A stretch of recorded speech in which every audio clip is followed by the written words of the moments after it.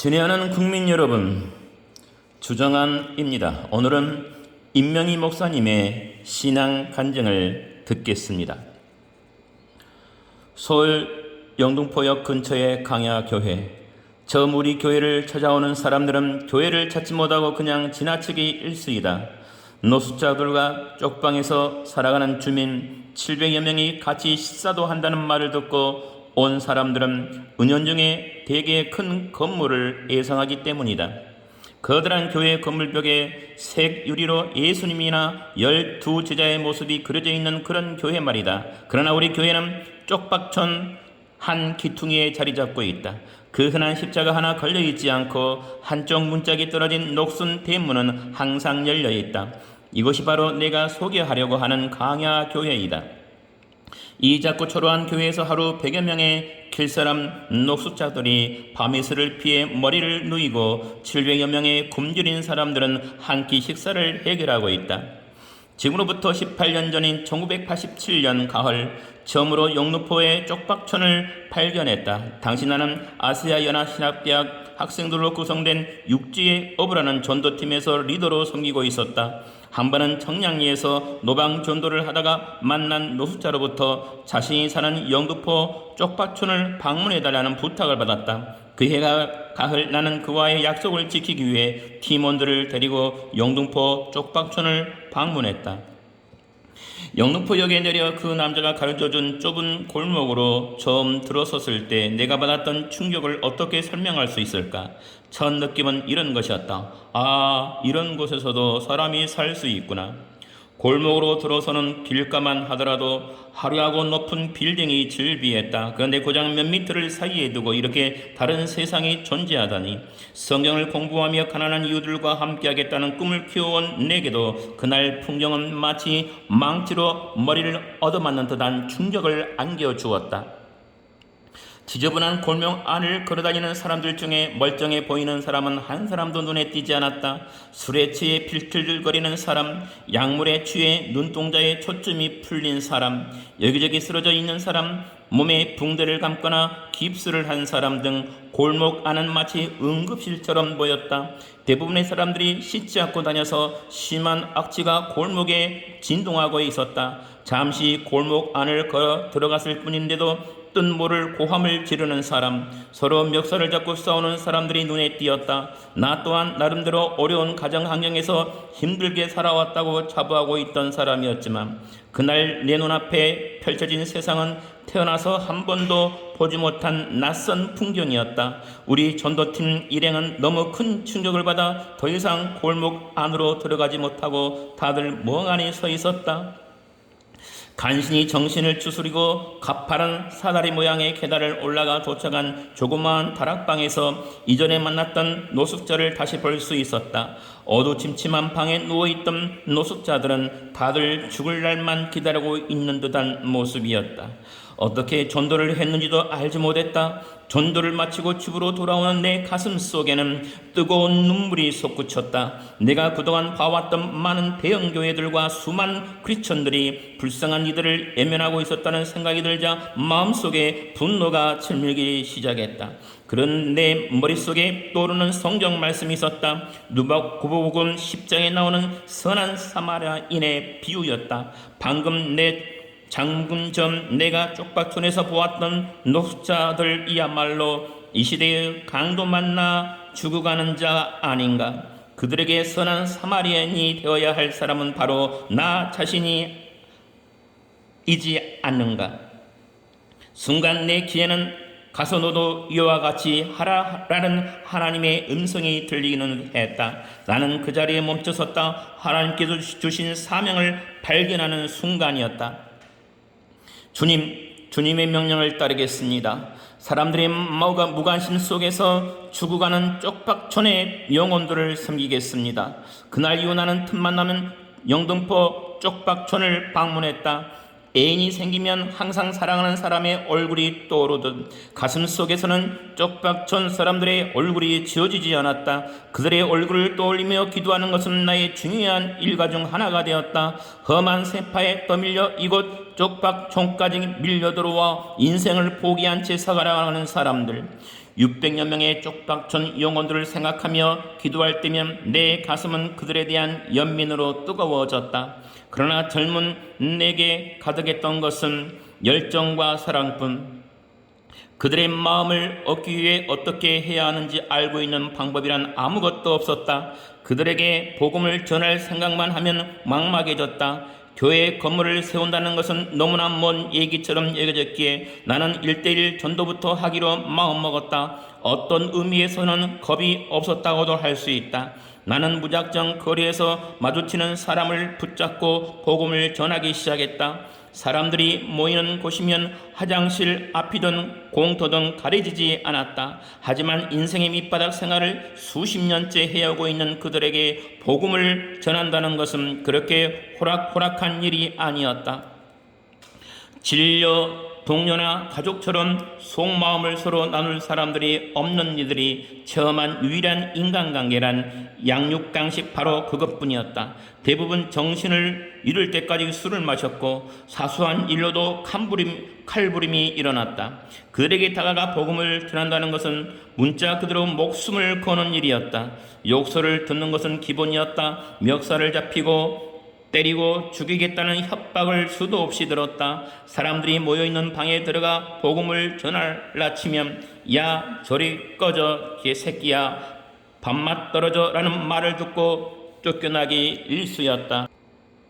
이런 어려움 속에서 광야교회가 탄생할 수 있었던 것은 하나님이 예비해 주신 한 사람과의 만남을 통해서였다. 그는 쪽박촌 내에서 실력파로 알려진 인물이었는데 자기 밑에 40명의 수하를 거느리고 있었다. 그는 쪽박촌에서 하야시라는 이름으로 불리고 있었다.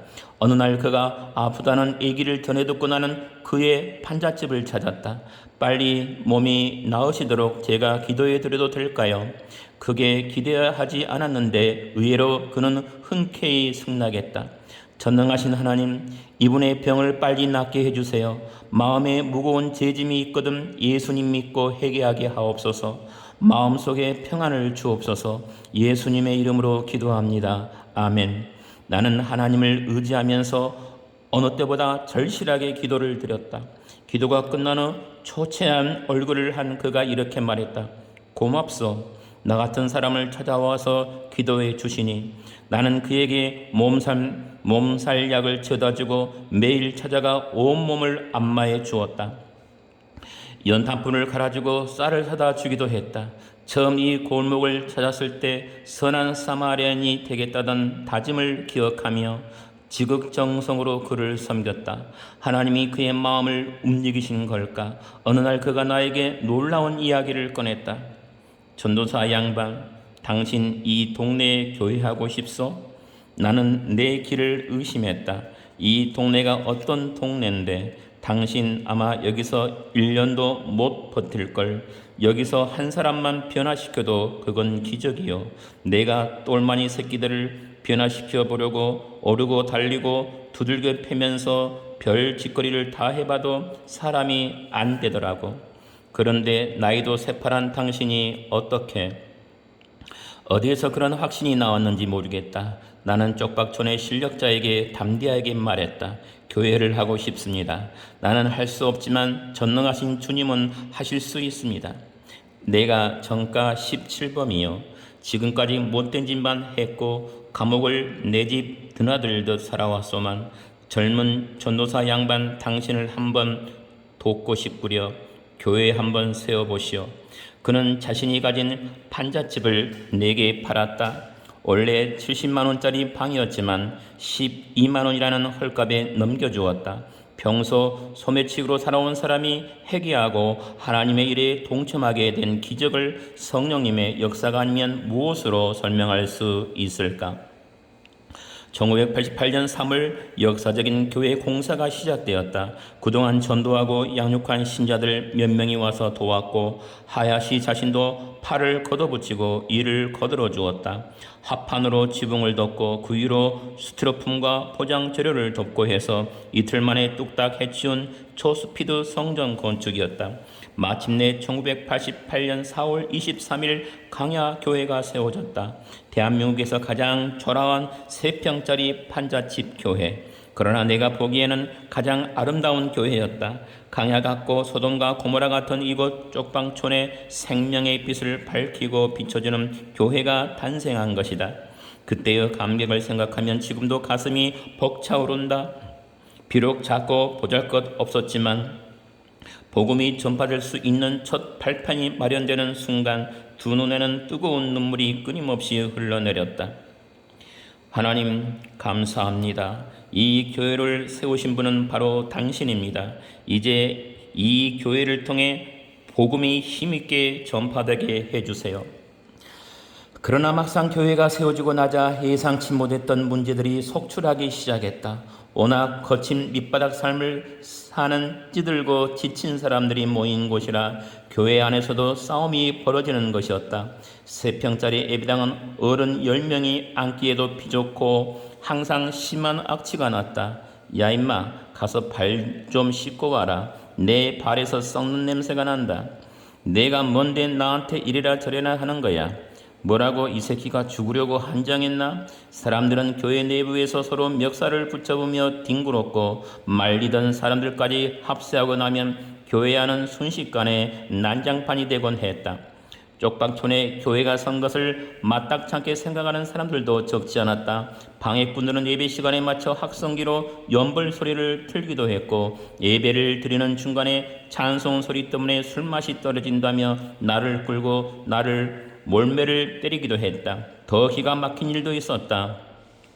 내 부인이 가출을 했으니 목사 당신 부인과 자야겠다. 쌍칼이란 불황자가 칼을 들고 집으로 쳐들어온 것이다. 그때만큼은 나 역시 세파이를 들고 아내를 지키기 위해 불황자와 맞서야 했다. 쪽박촌에서 하는 목회는 갈수록 첩첩산중이었다.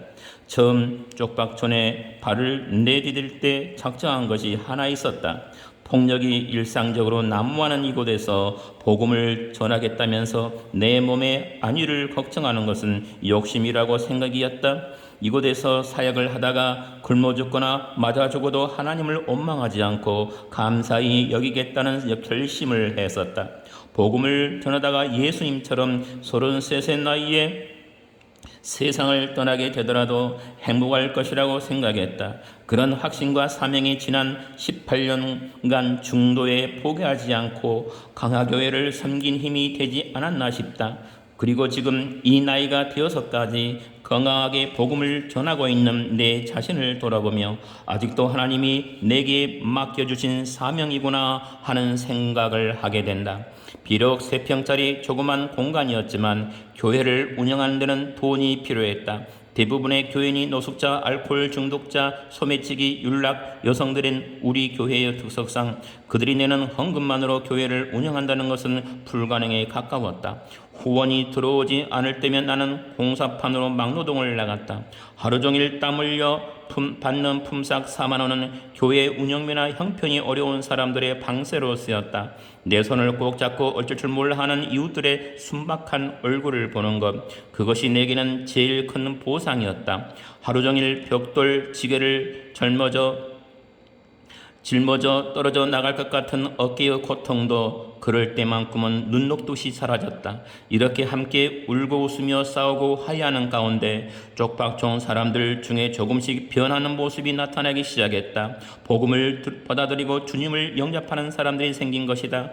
툭 하면 칼부림을 하던 폭력배가 피를 판 돈으로 술을 사 마시던 노숙자들이 하나둘 우리 강화교회를 찾아들었다. 한때 마음속에 미움으로 자리하기도 했던 그들이 그리스도의 사랑의 감복에서 교회를 찾기 시작했을 때 정작 제일 감동받은 사람은 나 자신이었다. 그리스도의 사랑의 유대한 힘을 바로 옆에서 보면서 하나님을 얼마나 찬양했는지 모른다. 그런 변화를 맞이하며 3평짜리 판잣집 강화교회의 활동 규모는 조금씩 늘어나기 시작했다. 낮 12시가 되면 근처 쪽박 주민들과 노숙자 등 250명의 사람들이 고간 밑에 강화교회로 모여든다. 우리는 자원봉사단체들의 도움으로 그들에게 하루 3끼의 식사를 제공하는데 매일 5, 6명의 봉사자들이 목욕과 이발, 도배일을 무료로 해주고 있다. 지나온 세월을 돌아보면 하나님이 이 분모의 땅에 이루신 일에 깜짝 놀라곤 한다. 처음 이곳에 교회를 세울 때 1년에 한 명만 전도를 해도 기적이라고 말하던 이들, 이제 그들도 이 쪽박천 강야교회의 변화된 모습을 보며 하나님의 능력에 감동을 받고 있다. 그러나 쪽박천을 바라보는 내 마음이 깊은 것만은 아니다. 골목을 조금만 벗어나도 휘황찬란한 네온사인과 고층 아파트촌이 눈에 들어온다. 길 하나를 사이에 두고 즐거움을 추구하는 사회와 생존을 추구하는 사회가 공존하고 있다는 사실이 내 마음을 아프게 한다. 무엇으로 가난한 이들의 아픔을 치유해 줄 수 있을지 나는 아직도 잘 모른다. 다만 내가 지금 깨닫는 것은 있는 자들의 부유함이 아니라 없는 자들의 나눔으로 우리 사회가 변화한다는 것이다. 광야는 황량하고 춥지만 우리 광야교회는 따뜻하고 사랑이 넘친다. 가난한 이들의 따뜻한 온기가 되시는 하나님, 이 광야교회를 통해 당신의 뜻을 이루소서. 지금은 광야교회가 건축되어서 많은 활동을 하고 있습니다. 감사합니다. 주정환이었습니다.